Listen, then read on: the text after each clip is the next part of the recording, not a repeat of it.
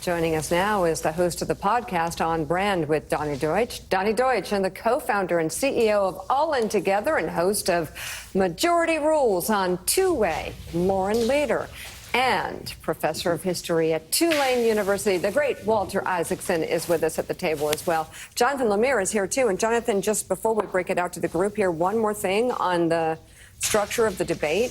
I think there's a tendency on hosts and producers to have like their topics. And these are, we're going to do foreign policy and we're going to do domestic policy. And then he doesn't answer the questions and they have to move on to the next topic. Why? Why do you have to move on to the next topic? If you haven't gotten an answer as to whether or not 2020 was a fair election or whatever else about a post that he's put out there, why not stay on the question until you get an answer? Who would have a problem with that? And that can be a question as simple as who won the 2020 election. It can be talking to Donald Trump about his threats over the weekend about the massive CNN town hall. I would have never left that question. Yeah. Right. I would have never let that question go by and continued with the town hall. One thing of note is CNN, before the Atlanta debate, made clear. They said, we're not in the business of fact-checking, a decision that was greeted with some criticism from a lot of quarters. ABC has not said that. ABC and their political director has said, hey, we will do some. We can't bog down and fact-check everything that either candidate says, but we're going to do some. So Donny, so that's a step in the right direction. So Donny, it is a big moment tonight. It is undeniable. This might be the only time these two share a stage. It's unclear if there'll be another debate. I think for the vice president, she does present such a contrast. It's a very different scene than what we saw in Atlanta at the end of June. It's also an opportunity for her. We saw some polling over the weekend that suggests that Americans, even those who like her, they just want to know a little more about her. What is she? Who is she? What does she stand for? This feels like an opportunity not only to explain herself, but to grow her support. First, I just want to pick up on a point you guys were talking about. Message to the moderators: start with one question. Mr. Trump, did you or did you not lose the 2020 election? That's the existential question. That's if we go on the premise that the most important thing is democracy on the line or is it not on the line? That's the tell. And Mika, to your point, you stay on it. The thing that she has to do is what I call pivot contrast phrases. Basically take a lesson from what you guys played earlier in the show, the old Reagan thing. There you go again. Brand him with a pivot statement each time. Mr. Trump, you've said that 1,000 times before.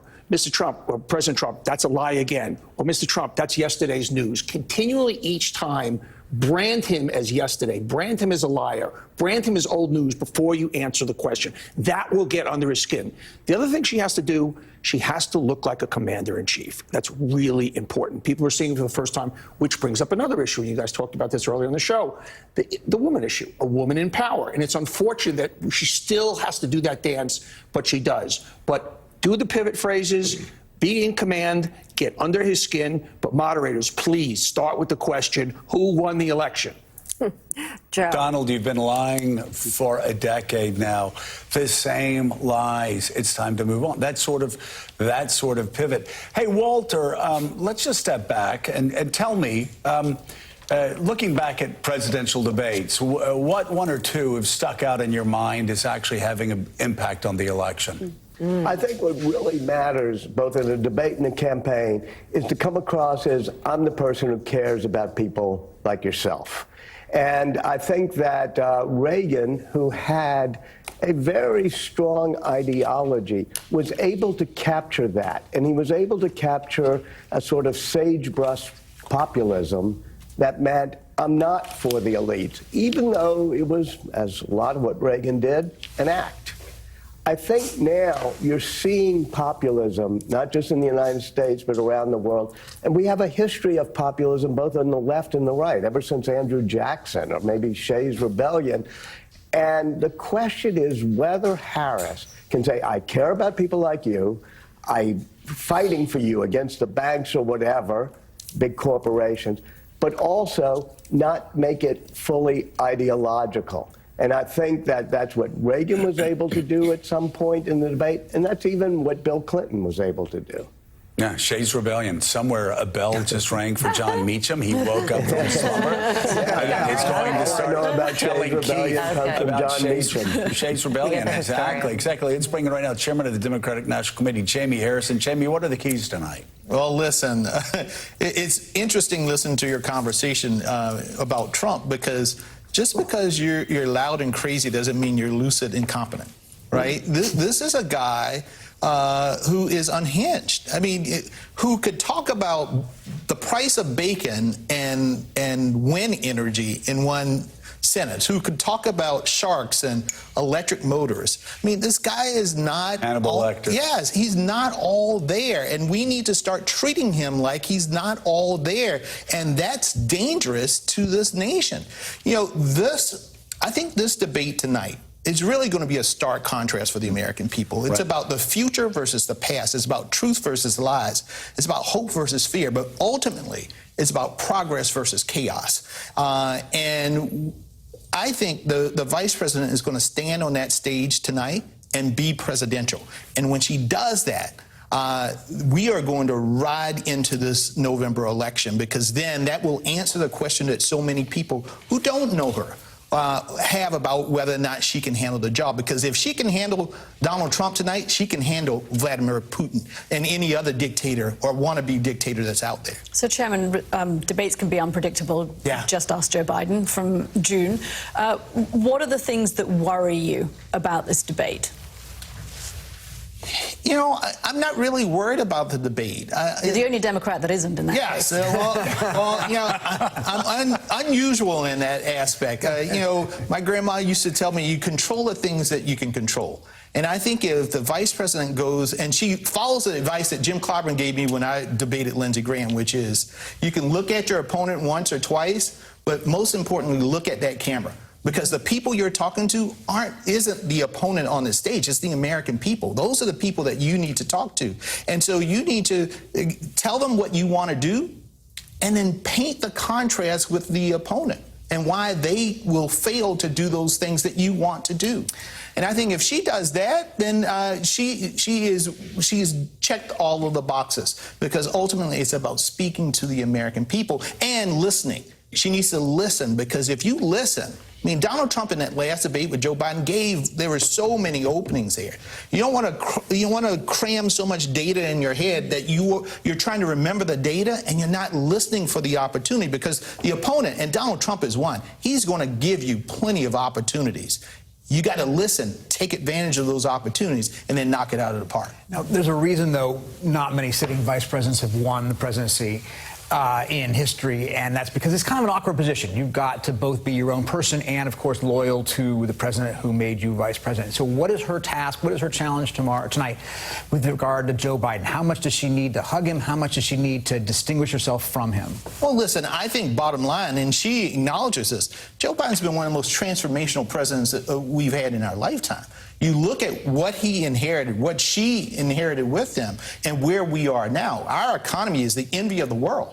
So take credit for that. Make sure you paint the contrast. But also at the same time, say that we understand there's still a lot of things that get to where we need to be, so that everyone feels as though that they can live the American dream. And here's my plan to make sure that we go there. But this is the other guy on the other side of the aisle, Donald Trump. This is a guy who got us into the ditch. He drove us into the ditch. And now he wants to get us deeper into that ditch with these tariffs and everything else. So I think if she can explain that, you know, it's about going after the character, but also talking about policy, because your character influences your values, which influences the policies that you have. And I think if she paints that picture, we're well on our way to being where we need to be to win this election. All right, Chairman of the Democratic National Committee, Jamie Harrison, thank you. And how about those Gamecocks? I'm going to the White House today, Lady Gamecocks with Don Staley, the GOAT. Well, wow. I'm looking forward to it. That'll be exciting. That Yes. huge weekend this past weekend, Yep. like trouncing University of Kentucky. So we shall see. Thank you for being with us. And Lauren, we haven't brought up yet the issue that really, I think, and I always go back to 1978 and Prop 13. Howard Jarvis, the anti-tax revolt in California that really was a precursor to the Reagan Revolution. Hard to think in American politics about an issue that has had that sort of impact until Dobbs. And I'm just curious, how much do you think abortion is going to play a part in this debate and this election? Well, and we've been talking about the lies. I mean, one of the biggest whoppers of the last debate was Trump's repeated insistence that Democrats want abortion after birth, whatever the hell that means. I mean, it's just so insane. And that was one of those lies during the last debate that it went unchecked, that the president didn't respond to it, just was enraging to so many people. I think Harris is going to lean into this. Of course it is going to come up. You know, Trump has been flip-flopping like mad on this issue lately because he knows it's a loser for him. He can't decide how he's voting on the Florida law, whether he thinks 6 weeks is too much or too little. And, you know, now the Republicans are trying to say they support IVF. And of course, they've always supported IVF and they're not going to come for birth control. I mean, this is the opportunity to call out just the complete, you know, the stream of lies on this, the fact that you can't trust him because he's changed his position so many times. Who knows? And that's dangerous. He can't take away the truth, though, that he's the reason Roe was overturned. And he is the reason. It was his doing. He's taken credit for He owns it. I think, Lauren, I wonder if you agree with this. It's the extremes of this argument that get everybody in trouble. And this ridiculous notion about babies being killed after birth. Right. When you start going down there, you're arguing over, again, things that are not facts.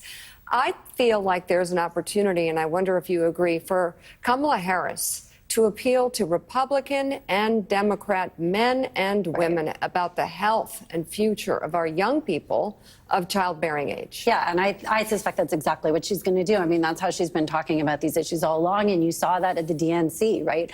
Families talking about these horrible, impossible situations with medical complications. And that's really, you know, the heart of what the impact of these bans are. You know, I just want to say one thing about the debate. You know, you can't get away from the gender dynamics in all of this. You can't get away from the racial dynamics in all of this.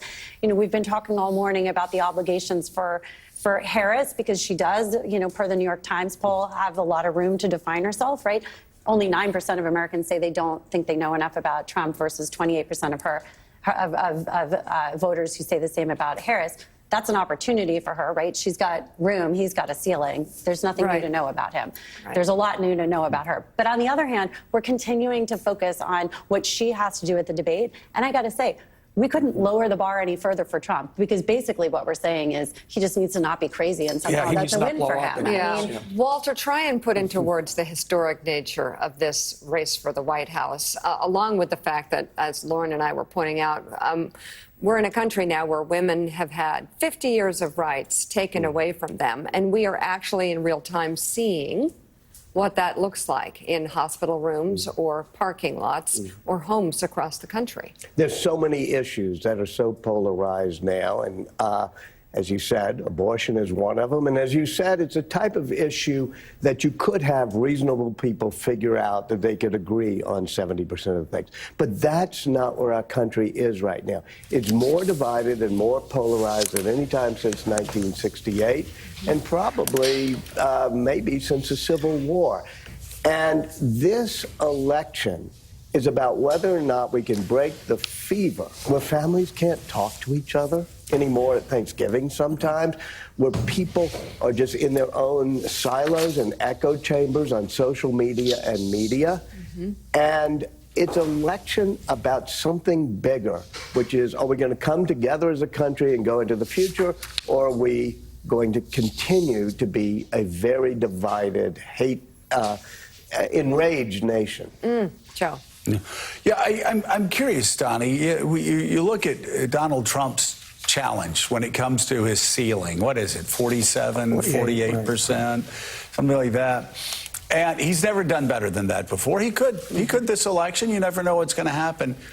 But I'm just curious your thought. We were talking about it down here around the table, wondering if the first thing that Kamala Harris does is something that seems like the antithesis of what you and I would suggest, and that is do no harm. Like, do no harm. You've got a guy who's got a hard ceiling at 47%. You just have to pass the threshold. You can be president of the United States. You're capable of it. You're up to it. Give people permission to leave the chaos, to keep the insults, leave the cat-eating stories, leave January the 6th, leave the madness behind. There is such a sense of exhaustion. I'm wondering if Kamala Harris's job tonight should be to do no harm and show people she's fit for the job. We can leave that in the past. I wish that was the case. I think because she's still an unknown, and I think because there's a need for people to see strength and need to see people kind of slay the bully in effect. And so unfortunately, I think if he just doesn't blow up and she doesn't rise to the challenge, I think he wins. She has to win. Unfortunately, she's got to win by a touchdown. It's fair. It's unfair. He gets graded by a curve. It's almost the reverse. He just doesn't act like an idiot, and it seems like a win for him. I think she's got to come across strong, powerful. I think she has to go after him. I wish it was what you were saying. I don't think it's the case, though. Lauren Leader, Really?